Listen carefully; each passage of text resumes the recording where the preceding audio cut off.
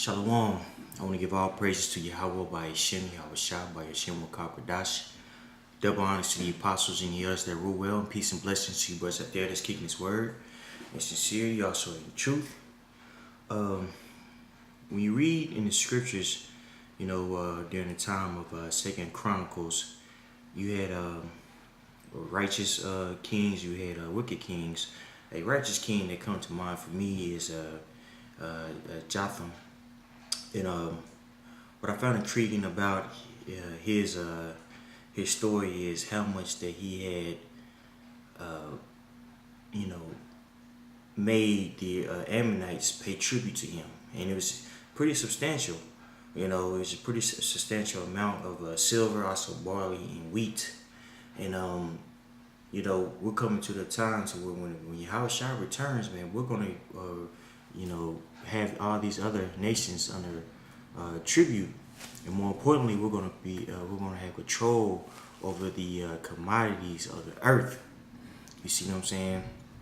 That word commodity means basically a raw material or primary agricultural product that can be bought and sold, such as copper or coffee, and it's beautiful because we're gonna have control over the entire earth, man. And we're gonna run, these commodities, man, to build various things.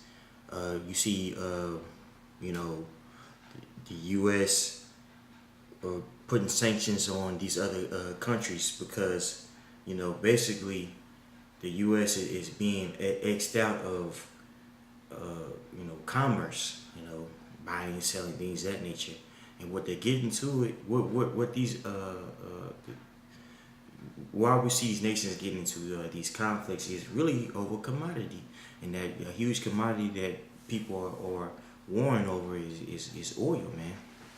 You see, the East is making it to where they don't need the American dollar anymore, but they're backing away from the American dollar.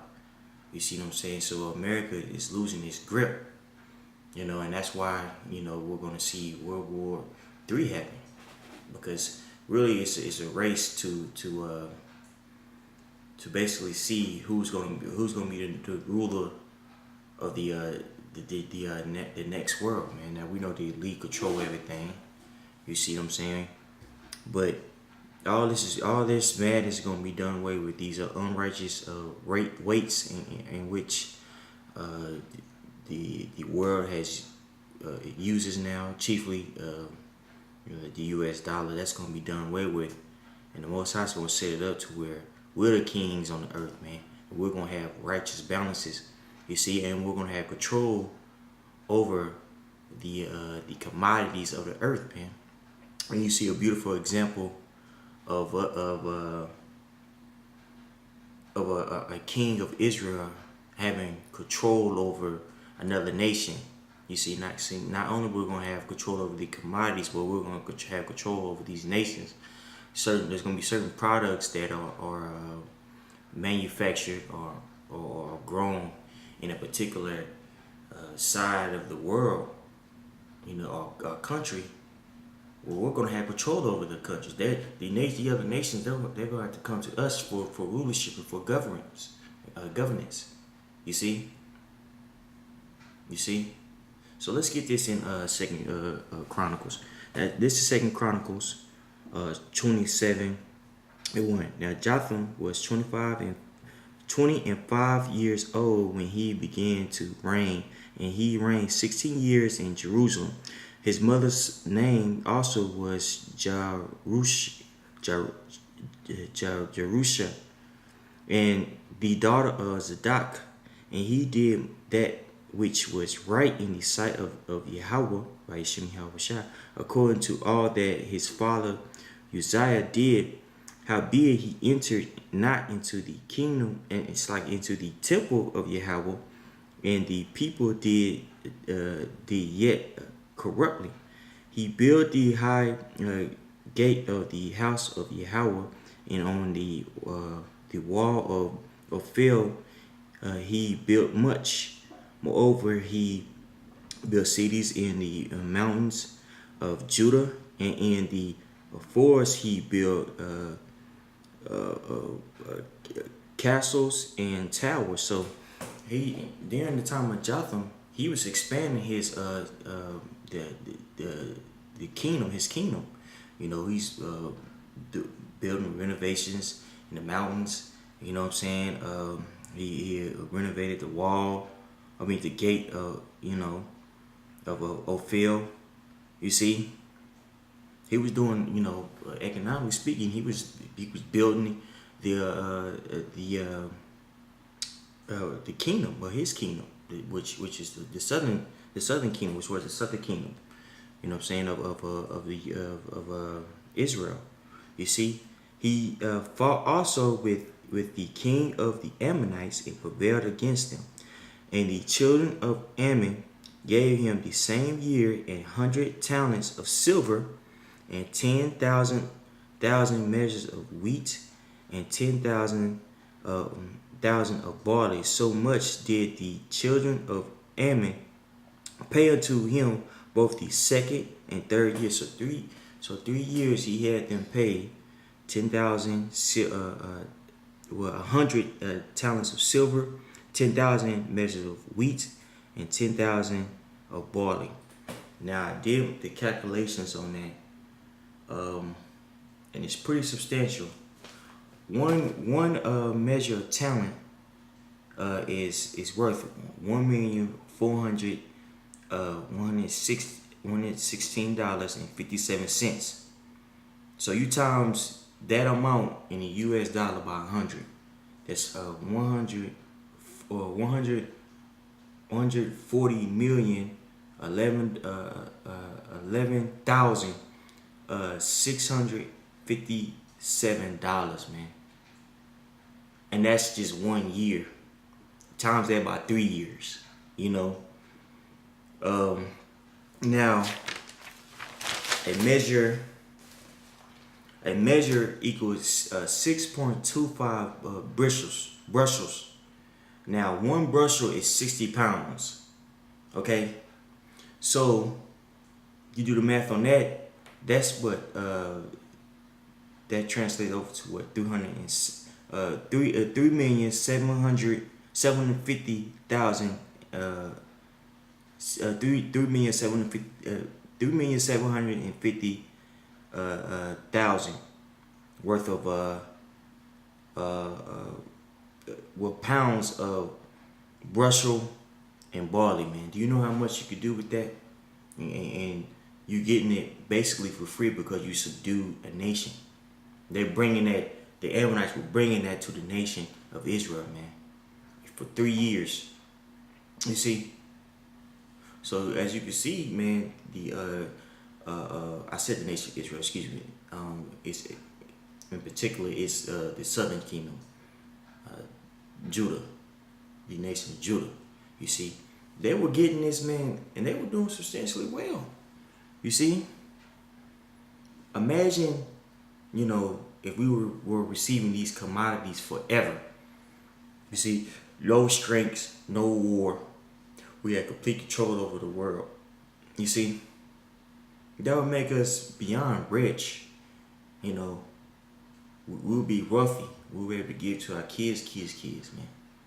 You see, and that's what we're going to do in the kingdom of heaven. See, the so-called white man is trying to do that on the left-hand side.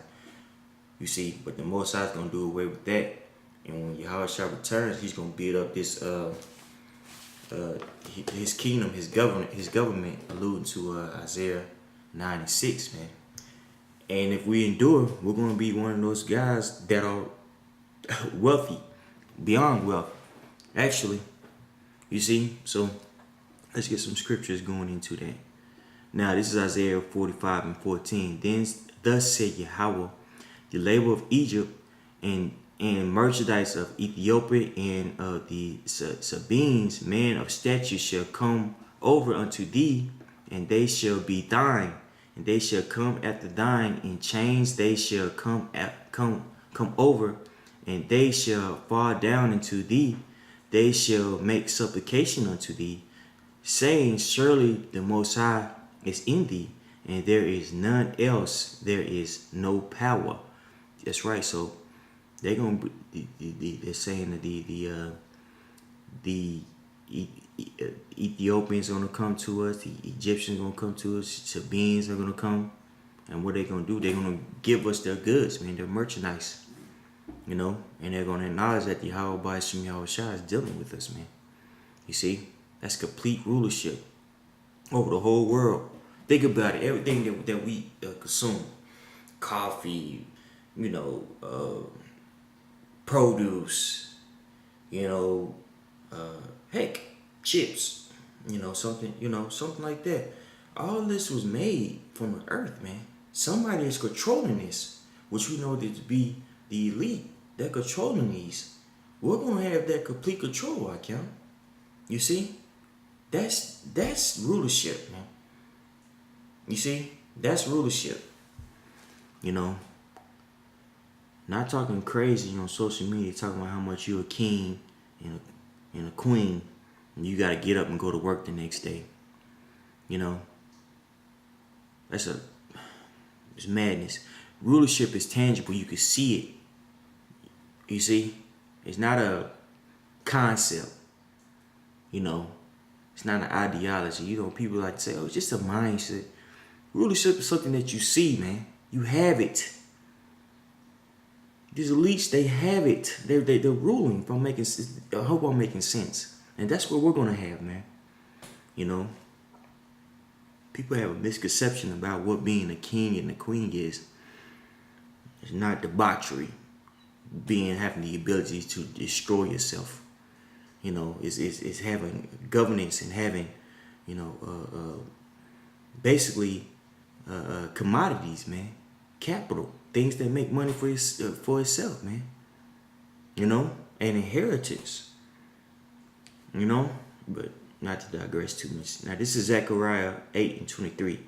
Thus saith Yahweh of hosts, in those days it shall come to pass that 10 men shall take hold out of all languages of the nations, even shall take hold of the skirt of him that is a Jew, saying, we will go with you, for we have heard that the Most High is with you.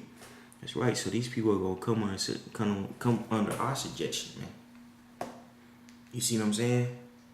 They gonna want our rulership. Why is that? Because we're gonna be the top. We're gonna be on the top. We're not gonna be, deemed as niggas and spicks and things of that nature, man. Most High's gonna take that stigma off of us when he put his understanding in our world. In our mind. You see. And I'm looking for another precept, brothers, just in case. Yeah, that was the one. That was the one. Now let's go to Isaiah 60, and I'll go down to 11. This is Isaiah 60 and 11. Therefore the gates shall be open continually, they shall not be shut day nor night, that man may bring unto thee the forces of the Gentiles, and that their kings might be brought. That's right. So, man, it's gonna be commerce happening continually, business in between nations happening continually in the nation of Israel. People are gonna bring us stuff, and we're gonna be rich. Saying the word rich would be an understatement, man. We're gonna be wealth. We're gonna be blessed. The people, these other nations are gonna know that Yahweh by Shem Yahweh Shai is dealing with us, man. And we have to fight, and having this understanding, we have to fight to be part of that elect, to have that rulership, man. That's what it's all about. That's why we're here. I would like to have a providence. I ain't trying to have a whole country, but I wouldn't mind having a providence. Have my own sector of the world, our own city to govern. That'd be nice, man. You see, but hey, right now we're at the tour, so most I wouldn't is edifying, man. This is just a glimpse of what's to come. You know, big things are happening in the spirit, so you just gotta stay locked in and continue in the faith. You know, hey, shalom to you brothers out there that's kicking his word, and peace to Yakim, and peace to the elders also. Shalom.